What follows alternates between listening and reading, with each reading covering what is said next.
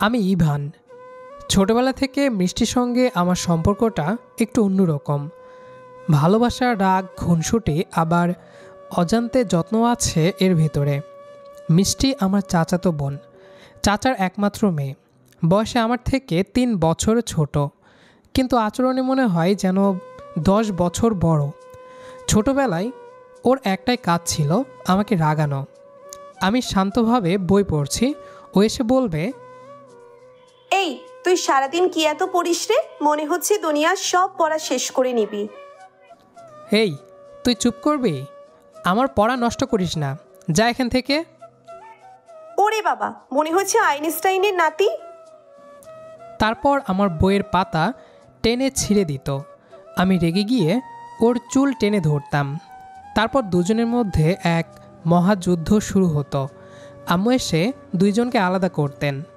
আম্মু বলতেন, এই দুজনের বিয়ে দিলে বোধহয় শান্তি পেতাম। আমরা তখন দুজনেই চেঁচিয়ে উঠতাম, জীবনেও না আম্মু, ওর মতো বজ্জাত মেয়েকে আমি কখনোই বিয়ে করব না। আমার জীবন একদম তেনা তেনা হয়ে যাবে। হ্যাঁ মামনি, আমি একে বিয়ে করব? ছি। তখন তো হেসে উড়িয়ে দিতাম, কিন্তু আজ ভাবলে হাসি পায় না। মনে হয় আম্মু হয়তো ভবিষ্যৎটা জেনে গিয়েছিলেন। সময় গড়ালো, আমরা বড় হতে লাগলাম। ভার্সিটিতে উঠলাম আমি আর মিষ্টি তখন ইন্টারে। আগে প্রতিদিন একসাথে খাওয়া, সিনেমা দেখা হতো। এখন সব কিছু যেন ধীরে ধীরে বদলে যাচ্ছে। একদিন বিকেলে আমি ছাদে বসে ফোনে গান শুনছি। হঠাৎ পেছন থেকে মিষ্টি বলল, এই ইভান, নিচে আয়, মামনি ডাকতেছেন তোকে। তুই গিয়ে বল, আমি এখন ব্যস্ত। ব্যস্ত মানে? গান শুনে ব্যস্ত? তোর সঙ্গে কথা বলার চেয়ে গান শোনা ভালো। তাই নাকি? তাহলে গানের সাথে বিয়ে কইরা ফেল। বলেই নিচে চলে গেল। আমি হাসলাম, কিন্তু মনে এক অদ্ভুত খচখচানি লাগলো। কেন জানি মিষ্টিকে আজকাল অন্যরকম লাগে। রাগ করলে সুন্দর, চুপ থাকলে আরও বেশি সুন্দর। এরপর থেকে আমাদের ঝগড়া আরও বেড়ে গেল। একদিন আমি রুমে বসে ল্যাপটপে কাজ করছি, তখনই মিষ্টি হুট করে রুমে ঢুকে পড়ল। এই তুই আমার ক্যালকুলেটরটা দেখেছিস? আমার টেবিলে ছিল, এখন খুঁজে পাচ্ছি না। তোর এসবের খবর আমি রাখবো কেন? কারণ তুই ছাড়া আর কেউ ঢোকে না আমার রুমে। আমি কি চোর নাকি? হ্যাঁ, শুধু ক্যালকুলেটর না, আরো অনেক কিছুর চোর। আমি রেগে গিয়ে বললাম, তুই না অনেক বিরক্তিকর একটা মানুষ। আর তুই একটা বদমাইশ। মিষ্টি দরজা ধাক্কা মেরে বের হয়ে গেল। সেদিন রাতে খাওয়ার টেবিলে কেউ কারো দিকে তাকালাম না। আম্মু বুঝে ফেলেছিলেন কিছু একটা হয়েছে। খাওয়া শেষে আমি ছাদে গেলাম। দূরে বৃষ্টি হচ্ছিল। ভেবেছিলাম মিষ্টিও আসবে, কিন্তু সে এলো না। আমি হালকা কষ্ট পেলাম। ছোট্ট একটা ঝগড়ায় কেন ও এত চুপচাপ? পরের দিন সকালে দরজার সামনে ছোট্ট একটা কাগজ পেলাম, তাতে লেখা, ক্যালকুলেটরটা খুঁজে পেয়েছি, তুই চোর না, সো আর নিজেকে চোর ভাবিস না। আমার হাসি পেয়ে গেল। ওর এমন ছোট ছোট কথাগুলোই এখন মন ছুঁয়ে যায়। তারপর থেকে আমাদের মধ্যে ঝগড়া থাকলেও অভিমানটা মিষ্টি হয়ে গেল। একদিন আমি বাহিরে যাচ্ছি, ও হঠাৎ বলল, তুই কোথায় যাচ্ছিস? তোর মাথার ভেতর ঢুকতে। ইডিয়েট একটা, রাতে কখন বাসায় ফিরবি? সেটা তোকে কেন বলবো? জাহান্নামে যা তুই। আমি হেসে ফেললাম। ওর মুখ লাল হয়ে গেল। ধীরে ধীরে বুঝতে পারলাম ওর রাগের ভেতরে একটা অন্যরকম যত্ন লুকিয়ে আছে। মাঝে মাঝে আমি অসুস্থ হলে ও চুপি চুপি রুমে এসে টেবিলে ওষুধ রেখে যায়। খাবারে ঝাল কম হলে ও নিজেই আলাদা করে ভর্তা বানিয়ে দিত, কারণ আমি ঝাল ছাড়া ভালো করে খেতে পারি না। কিন্তু সে বলতো, এই নে খা। আর আমি বানাইনি, মা বানিয়েছে। তুই বানাসনি বলেই এত মজা। তুই যে এত ঝাল খাস, এগুলো কিন্তু শরীরের জন্য ঠিক না। তাই আমি ঠিক করেছি নেক্সট থেকে ঝাল একদম কমিয়ে বানাবো। তার মানে তুই বানিয়েছিস, এই জন্যই এত জঘন্য হয়েছে। তাহলে দে, আর খেতে হবে না। না না, যতই বাজে হোক, কষ্ট করে যেহেতু বানিয়েছিস তাই খেয়েই ফেলি। ওর ঠোঁটের কোণে হালকা হাসি ফুটত, আবার রাগ করে ঘুরে যেত।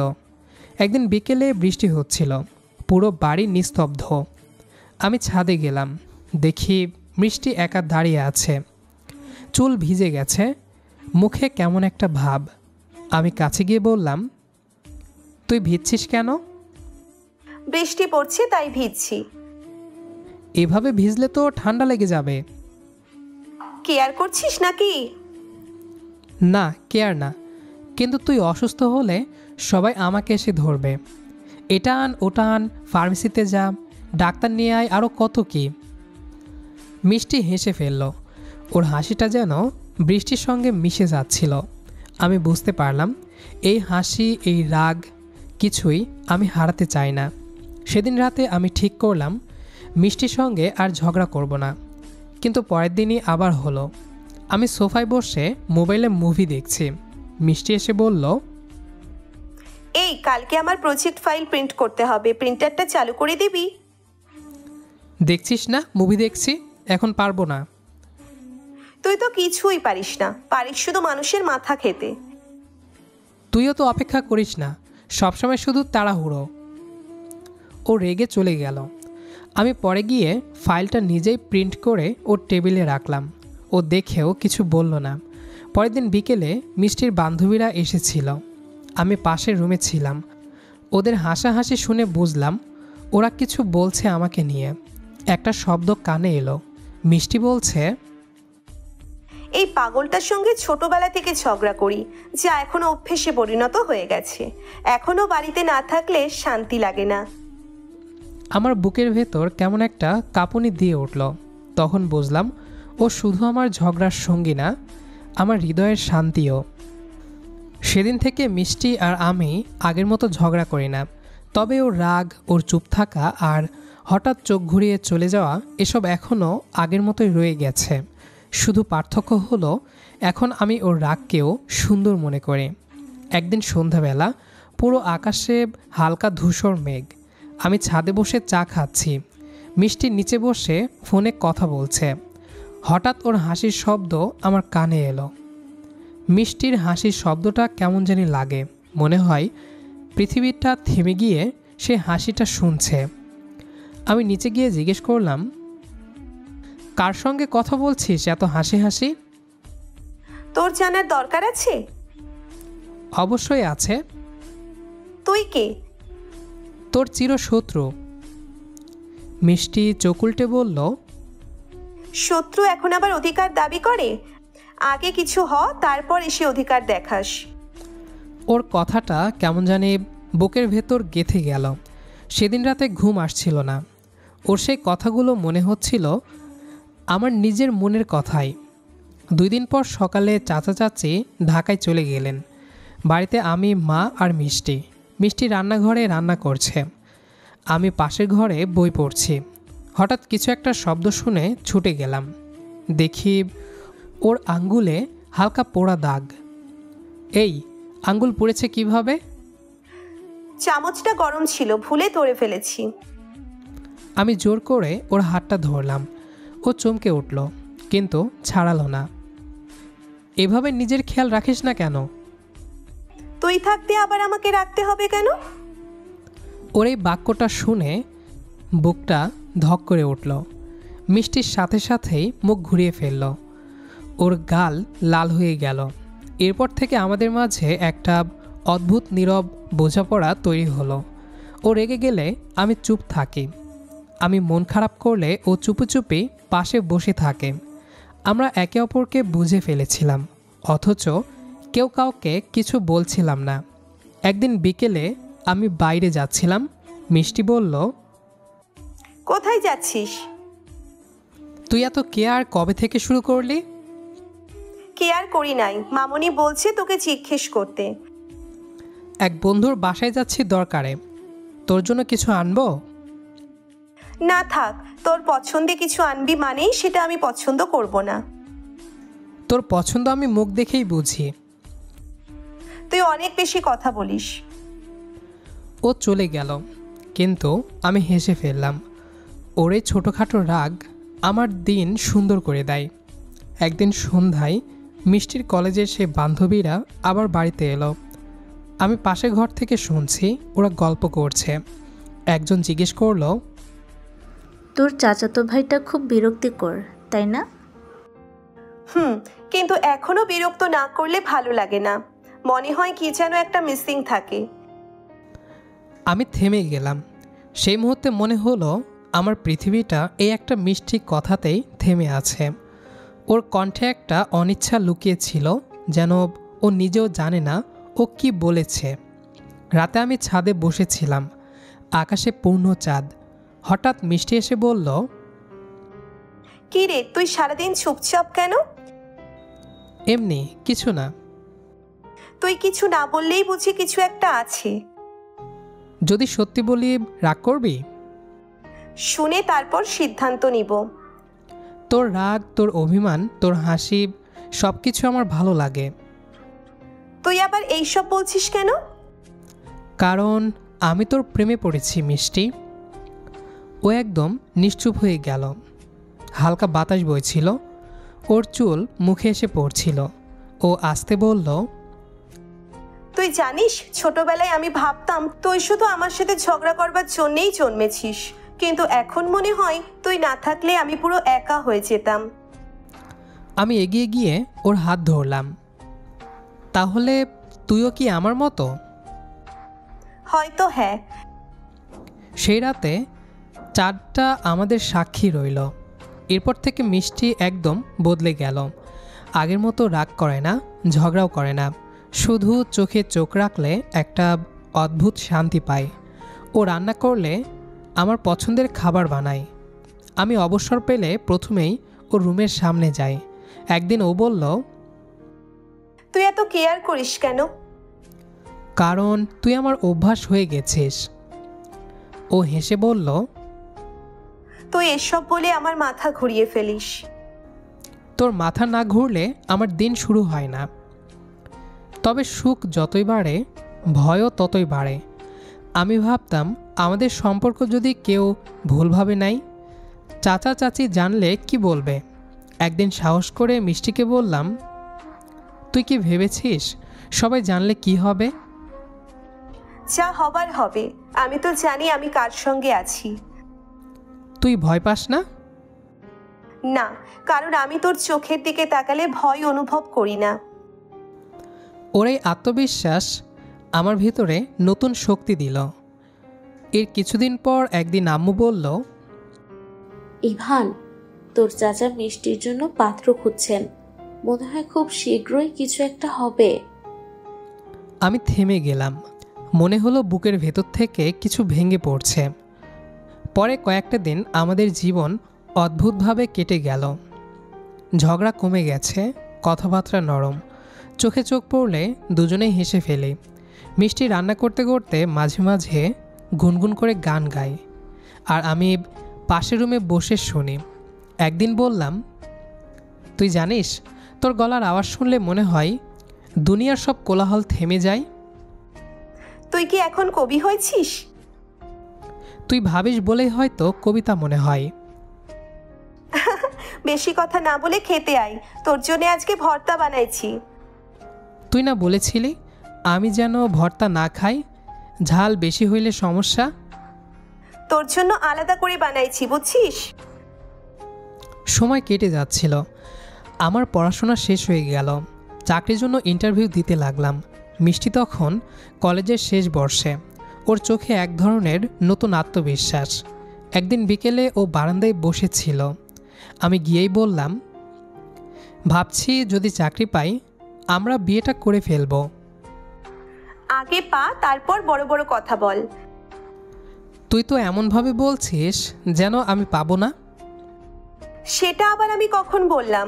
অবশ্যই পাবি, আর যদি না পাস তাহলেও প্যারা নেই, দুজন মিলে বিজনেস করব। বিজনেস? কিন্তু আমার তো এসবে কোনো অভিজ্ঞতা নেই। আরে অভিজ্ঞতা লাগবে না, আমি কেক বানাবো আর তুই বিক্রি করবি। ওরে বাবা, আমি এসবে নেই। কেন? চারিদিকে সবাই এখন কেকের বিজনেস করছে, যার জন্য কেক খেতে খেতে সবাই অতিষ্ঠ হয়ে গেছে। এখন যদি আমিও শুরু করি তাহলে মানুষ আমাকে ধরে গণধোলাই দিবে। তা অবশ্য ঠিক। কয়েকদিন পর আমি চাকরিতে জয়েন করলাম। প্রথম মাসের বেতন হাতে পেয়ে মিষ্টির জন্য একটা ছোট রূপার চেইন কিনলাম। সন্ধ্যায় ওর হাতে তুলে দিলাম, এই নে তোর জন্য একটা ছোট্ট উপহার। এইটা কেন দিলি? তুই তো বলেছিলি আমার উপহার নাকি তোর পছন্দ হয় না, তাই আবার চেষ্টা করলাম। না, এইবার ঠিকঠাক হয়েছে। ওর গলায় চেইনটা পরাতে গিয়ে আমার হাত কাঁপতে লাগলো। তুই জানিস আমি তোকে ছাড়া কিছু ভাবতে পারি না। তাহলে সব ভাবনা ছেড়ে হিমালয়ে চলে যা। এরপর কয়েক মাস পেরিয়ে গেল, সব কিছু ভালোই চলছিল। হঠাৎ একদিন চাচা বাড়ি থেকে ফিরে এসে বললেন, একটা বড় খবর আছে, মিষ্টির জন্য একটা ভালো সম্বন্ধ এসেছে। পাত্র বিদেশে থাকে, সেখানে নাকি নিজের বিজনেস আছে, সেই সাথে বাড়ি গাড়িও। আমার বুকের ভেতরটা ঝাঁকুনি দিয়ে উঠল। মিষ্টি চুপচাপ বসেছিল, আমি ওর দিকে তাকাতেও পারছিলাম না। ওর মুখে এক ফোঁটা শব্দ নেই, শুধু চোখের শূন্য দৃষ্টি। রাতে ছাদে গিয়ে ওকে পেলাম, বাতাসে ওর চুল উঠছে, মুখে দুঃখের ছায়া। তুই কিছু বলছিস না কেন? কি বলবো? তুই কি আমাকে ভালোবাসিস না? বাসি, কিন্তু সবকিছুই কি চাইলেই হয়? আমি এগিয়ে গিয়ে ওর চোখের দিকে তাকালাম। আমি হার মানব না, আমি চাচার সঙ্গে কথা বলবো। না, তুই কিছু বলবি না, আমি সামলাবো। ওর কণ্ঠে অদ্ভুত দৃঢ়তা। পরের দিন সকালে চাচা অফিসে যাবার আগে মিষ্টি চাচার সঙ্গে কথা বলছে। আমি দরজার আড়ালে দাঁড়িয়ে শুনছিলাম। বাবা, আমি অন্য কাউকে বিয়ে করতে পারবো না। কিন্তু কেন? কারণ আমি ইভানকে পছন্দ করি আর সেও করে, তাই আমার পক্ষে অন্য কাউকে বিয়ে করা সম্ভব না। তুই কি ইভানের জন্য এই সিদ্ধান্ত নিয়েছিস? হ্যাঁ। আমার চোখ ভিজে গেল। চাচা কিছুক্ষণ চুপ করে রইলেন, তারপর বললেন, তুই জানিস এই সমাজে চাচাতো ভাই বোনের বিয়ে নিয়ে মানুষ কত কিছু বলে। মানুষের কথা আমি শুনবো কেন? আমি জানি আমি কাকে নিয়ে সুখে থাকবো, তাই কারো কথা শোনার বিন্দুমাত্র ইচ্ছে আমার নেই। চাচা নিঃশ্বাস ফেলে বললেন, তুই জেদি হয়েছিস, একদম তোর মায়ের মতো। জেদ না বাবা, এটা ভালোবাসা। চাচা কিছু না বলে বেরিয়ে গেলেন। আমি এগিয়ে গিয়ে মিষ্টির পাশে দাঁড়ালাম। ওর চোখের পানি টলমল করছে। তুই জানিস তোর এই সাহসটাই আমার সবচেয়ে বড় শক্তি। তুই থাকলেই আমি সাহস পাই। এক সপ্তাহ পর চাচা সবাইকে নিয়ে বসলেন। ঘরের ভেতর অদ্ভুত এক নীরবতা। আব্বু আম্মু চাচি আমি মিষ্টি সবাই অপেক্ষা করছি। চাচা বললেন, আমি অনেক ভেবেছি, যদি তোমরা দুজন এতটা একে অপরের জন্য সৎ হও তাহলে আমার আর কোনো আপত্তি নেই। মিষ্টি চুপ করে বসেছিল। আমি ওর দিকে তাকিয়ে দেখলাম, ওর চোখে পানি। আমি জানি আজ ওর চোখের এই জল আনন্দের। তাহলে এখন থেকে বিয়ের প্রস্তুতি শুরু করা যাক। আম্মু খুশিতে উঠে মিষ্টিকে জড়িয়ে ধরলেন। আমি বলেছিলাম না, তোমাদের ঝগড়া একদিন প্রেমে পরিণত হবে।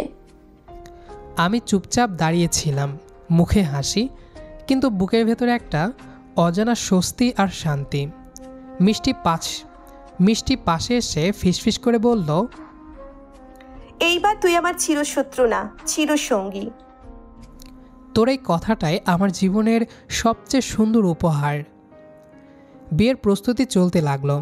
মিষ্টি মাঝে মাঝে লজ্জায় মুখ ঘুরিয়ে ফেলে। আম্মু আর চাচি হাসতে হাসতে বলেন, এখন তো দেখছি আগে সেই ঝগড়াটে মেয়েটা একদম শান্তির প্রতিমা হয়ে গেছে। আমি বলতাম, শান্তি না আম্মু, এটা কৌশল, বিয়ের পর আবার রাগ দেখাবো। মিষ্টি হেসে বলতো, তখন তুই বুঝবি আসল যুদ্ধ কাকে বলে। সকালে সূর্যের আলো ধীরে ধীরে ঘরে ঢোকার সঙ্গে সঙ্গে আমি উঠে বসি। আজ বিশেষ দিন। আজ মিষ্টির সঙ্গে আমার জীবন চিরতরে এক হতে যাচ্ছে। আমি ওর রুমে গেলাম। মিষ্টি তখনও ঘুমাচ্ছে। ওর চুল ঝরে পড়ছে কপালের ওপর। মনে হলো ছোটবেলা থেকে যত ঝগড়া, যত খুনসুটি সবে যেন আজকের এই মুহূর্তের জন্য তৈরি হয়েছে। হঠাৎ মিষ্টি হালকা কাঁপতে কাঁপতে ঘুম থেকে উঠল। কি রে, এত সকালে তুই আমার রুমে কেন? ঘুম থেকে উঠছিস না দেখে দেখতে আসলাম। ঘুম থেকে উঠতে একদম মন চাইছে না। আজকের দিনটা মনে আছে তো? তুই যদি দেরি করিস আমি কিন্তু রেগে যাব। তুই কি আজকেও রাগ দেখাতে চাস? না, আজ শুধু খুশি দেখাবো। আর তাই ভালোই ভালোই উঠে যা। ও হেসে মুখ ঢেকে নিল। আমি জানি এই হাসিটা আজ সারা জীবন মনে থাকবে। বিয়ের অনুষ্ঠান শুরু হলো। পরিবার, বন্ধুরা সবাই উপস্থিত। সবাই খুশিতে গদগদ। আমি ধীরে ধীরে মিষ্টির কাছে যাই। আজ থেকে আমরা শুধু ঝগড়া আর রাগের সঙ্গী নয়, আমরা চিরসঙ্গী। আমি হাত বাড়াই। ওর হাত আমার হাতে রাখে। অনুষ্ঠান চলতে থাকে। বিয়ে শেষে আমি বাসর ঘরে ঢুকলাম। হালকা বাতাস, মৃদু আলো আর ফুলের সুবাস ঘরটা ঘিরে রেখেছে।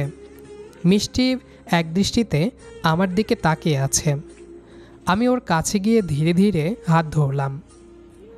আজ থেকে আমরা শুধু ঝগড়া নয়, ভালোবাসার সঙ্গী। ওর চোখে লজ্জা আর উত্তেজনা দুটোই মিশে আছে। আমি ওর চুল ধীরে করে কানে লাগালাম। জানিস, ছোটবেলায় আমি তোর কাছে এরকম আসতে চাইতাম, কিন্তু লাজ ঠেকিয়ে দিত। এখন তো আর লাজ নেই, শুধু আমি আর তুই। আমি ধীরে ধীরে ওর হাতে চুমু দিলাম। ও চমকে উঠল। তারপর চোখ বুজে নিল। আমি হাত তুলে ওর গালের দিকে স্পর্শ করলাম। আজ থেকে সব সময় আমি তোর পাশে থাকব। ওর নিঃশ্বাস আমার মুখে এসে পড়ছে। আমি ওকে কোলে তুলে নিলাম। ধীরে ধীরে ওর চুলের দিকে হাত বোলালাম। ওর হাত আমার ঘাড়ে শক্ত করে ধরল। আমরা একে অপরের শরীরের কাছাকাছি হয়ে বসলাম। হালকা বাতাস ওর মুখে এসে লাগছে, আর আমি কেবল ওর চোখের দিকে তাকিয়ে আছি। ঘরের আলো প্রায় নিভে গেছে। শুধু খোঁচা দেওয়া চাঁদের আলো এবং দূরে বাইরে ভেজা বাতাসের মৃদু শব্দ রুমটিতে ঘুরছে। ঘরে হালকা উষ্ণতা এবং স্পর্শে একে অপরকে ডুবিয়ে দিচ্ছে। আমরা একে অপরের দিকে তাকিয়ে আছি। ধীরে ধীরে স্পর্শগুলো গভীর হয়ে উঠছে। কোমরের নিখুঁত বাঁক, কোমল ত্বকের স্পর্শ আর নিঃশ্বাসের তাল মিশছে এক অদ্ভুত সুরে। হৃদয় দ্রুত স্পন্দিত হচ্ছে। শরীরের তাপ ঘরের আর্দ্র বাতাসের সঙ্গে মিশে ঝরছে। প্রতিটি স্পর্শ যেন রূপকথার মতো সময়কে থামিয়ে দিয়েছে। ভোরের আলো ভেদ করে রুমে প্রবেশ করছে। চারিদিকে পাখির কিচিরমিচির শব্দ। আমাদের শরীরের স্পন্দন আর চুলের নরম ছোঁয়া ভোরের আলোতে এক অদ্ভুত সুরের মতো মিশেছে। আমি ধীরে ধীরে ওর কপালে চুমু দিলাম। ও হালকা গুনগুন করে সাড়া দিল। চোখ বন্ধ রেখেই আমার হাত ধরল। ইভান, তুই জানিস আমি তোকে ছাড়া শান্ত থাকতে পারি না। আমি তো তোর জন্যই জন্মেছি। সবসময় কেবল তোর পাশেই থাকব। ওর চোখে ভোরের আলো প্রতিফলিত হয়ে জ্বলছে। মুখে ছোট্ট লাজ আর নিঃশ্বাসে খুশির ঢেউ। শুধু আজ নয়, প্রত্যেকটা দিন আমরা একসাথে থাকবো, তাই না? আমি ওর হাতে শক্ত করে হাত ধরে বলি, হ্যাঁ, আর আজ থেকে আর কেউ আমাদের মাঝের এই শান্তি নড়াতে পারবে না। ও হেসে মুখ ঢেকে নিল, আর আমি ধীরে ধীরে ওর গলায় চুমু দিলাম। নিঃশ্বাস মিলেছে, স্পর্শ মিলেছে, আর ঘরের নীরবতা যেন আমাদের উষ্ণ আবেশের সাক্ষী হয়ে রইল। ভোরের হালকা আলো এবং ঘরের নরম উষ্ণতা আমাদের ভালোবাসাকে আরও গভীর করে তুলছে। প্রতিটি স্পর্শের সঙ্গে আমাদের ভালোবাসা আরও দৃঢ় হয়। ওর চোখে আনন্দ, মুখে লাজ, আর হৃদয়ে উষ্ণতার ঢেউ। এই মুহূর্তে সব কিছু থেমে গেছে, শুধু আমরা, আমাদের স্পর্শ, নিঃশ্বাস এবং একে অপরের জন্য তৈরি করা এক চিরন্তন মুহূর্ত। তো বন্ধুরা, আমাদের আজকের গল্পটি এ পর্যন্তই ছিল। গল্পটি আপনাদের কাছে কেমন লেগেছে সেটা অবশ্যই কমেন্ট করে জানাবেন। দেখা হবে আবারও নতুন কোনো গল্প নিয়ে। সে পর্যন্ত আমাদের সাথেই থাকবেন। আর আমাদের আজকের গল্পটি যারা শেষ পর্যন্ত শুনেছেন তাদের সবাইকে অসংখ্য ধন্যবাদ।